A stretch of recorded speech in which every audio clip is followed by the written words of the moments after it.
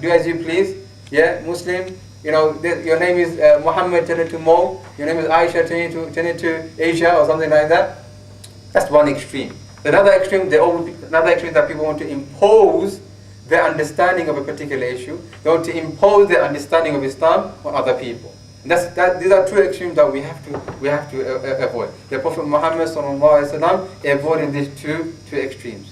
Always avoided these two extremes. If you look at the Sunnah of the Prophet Muhammad, whether it be in his studying his revelation, whether it be his dealing with his neighbors, whether it be dealing with himself, with his wife, with his family, with his enemies, he was always balanced. Because Allah SWT says, right, we are a moderate, a balanced nation. A moderate and balanced nation. We don't go this way, too far right or too left. We are a balanced nation. So what I want to do is, inshallah, is nasiyah to myself and nasiyah to the brothers and sisters here is, we've been in the university. Some of us, perhaps some of you have been in the university. Some of you don't want to go away. They want to come back always. Yeah? But some of you have been here 1 year, your second year. Some of you are here first year. There's some of the things, inshallah, I want to share with you. Advice. Again, most of, if not all of this advice, inshallah, you probably know and you've heard of before, but Allah says, remind, for verily remembrance benefits the believers. Remind the believers, for they will benefit, inshallah. The first thing, inshallah, we have to understand is that we have to really, understand what Islam is. Right? If you truly understand what Islam is, if you truly understand what, what the meaning of the word Muslim is, then we'll not procrastinate.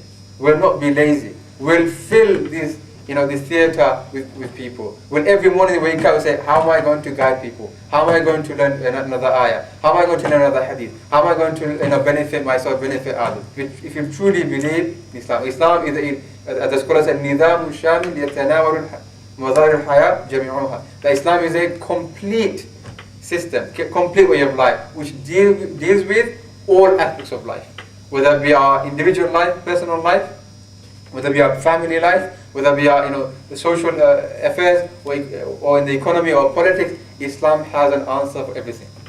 Islam has an answer for everything. The Quran, although I would not say the Quran has an answer for everything because that's a bad slogan, but the Quran gives us directions and guidelines for every single thing that we need in this dunya and the akhirah. So we need to understand this aspect. There's an innovation that took place in the early, the late perhaps 20th century.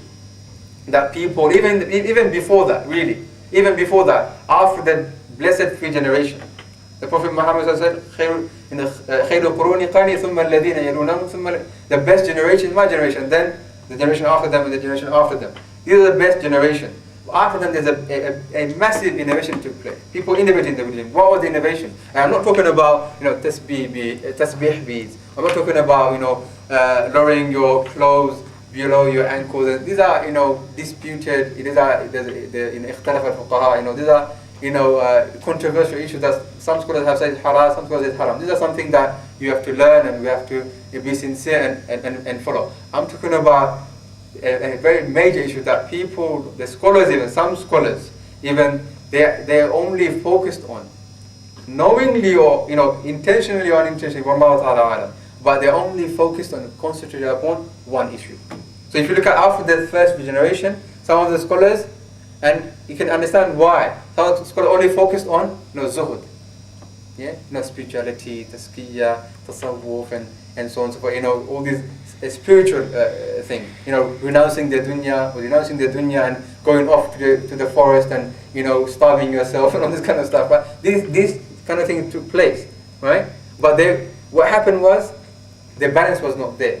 The balance from the Quran and Sunnah was not there. What happened? People started to deviate. They started to form tariqas and Sufi tariqas. I'm not blaming all Sufis, but there are some people who commit these certain innovations which are completely contrary to the Quran, completely contrary to the Sunnah of the Prophet Muhammad sallallahu alaihi wasallam. Because why? Because the root, the foundation was not correct. Because they misunderstood Islam. They misunderstood how to be a Muslim. They only focused on one thing. Then another extreme came. Because these scholars, they saw that this particular group of people, they only focused on tazkiyah. Now other scholars came, look, we have to balance it. What they done? They focused on the external aspects of Islam. Mu'amalat and politics and so on and so forth. And then they also went to another extreme. That there was no really balance. And then the scholars after them came, like Imam Ghazali, Shaykh Islam ibn Taymiyyah, Imam Ibn Jawziyah, Imam Shafi. All these scholars came and they actually revived the, if you like, the balance and the moderate understanding of da'wah, moderate understanding of Islam. And but what happened after them? The Ummah went down. The Ummah went down again. They started to innovate in the religion again, focusing on. If you look at in Egypt, what happened? Right before some leaders of the Islamic movement came, what happened? A particular group only focused on tazkiyah, spirituality. Another particular group on politics. And I'm sure you know. I don't need to mention the name of these different groups. A particular they only focus on politics. Another particular group said, we have to focus on economy. Right? If we have money, if we have the cash, then Islam will be revived again. Another particular group focused on only education. Another particular da'wah. Some revivalist imams and scholars, they came and said, look, what is happening? These are sporadic, haphazard work taking place. We have to unite. We have to unite and focus on the Quran, focus on the Sunnah, the true spirit of the Quran. And the true spirit of the Quran was the message of balance and moderation. The message of balance and moderation. Practice Islam completely. Practice Islam wholeheartedly. Udkhulu fi silmi kaffa. Enter into Islam. Enter into peace. Enter into Islam wholeheartedly. Another perhaps a small misunderstanding among some Muslims is that when we go and give da'wah to non-Muslims, say Islam is peace, Islam is peace. And then we don't show that Islam is peace. We don't show in our family life, we don't show in our society, we don't show in our behavior Islam is peace. It's like kuffar, and we're also always angry in the media. Obviously, it's not our fault. Alhamdulillah, only a minority among the Muslims who give a bad name to the Muslims, but the media want to show that.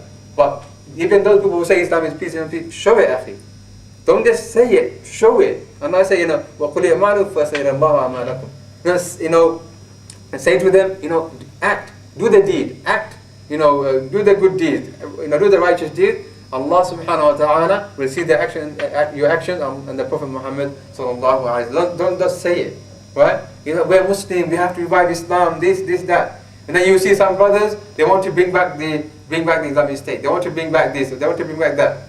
When you see the akhlaq and the behavior when they speak, again, I'm not particularly attacking any group or individual, anything like that. General message.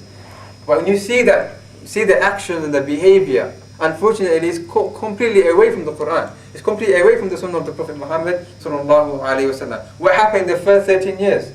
First 13 years, the Prophet Muhammad sallallahu was giving the Sahaba iman, aqidah. He was giving them iman and aqidah. He was giving them about the akhirah, about going away from the idol worshipping and grave worshipping, all this innovation, the shirkiyat the people were immersed in. And then you had even in Medina, what happened? It was not straight away, establish the khilafah. You have to become the prime minister. Cut the people's hands. When was the hudud prescribed? Not in Mecca, not even in the early years of Medina. It's after, when people's iman were stable, when people, even alcohol, as you know, was made unlawful in 3 different stages.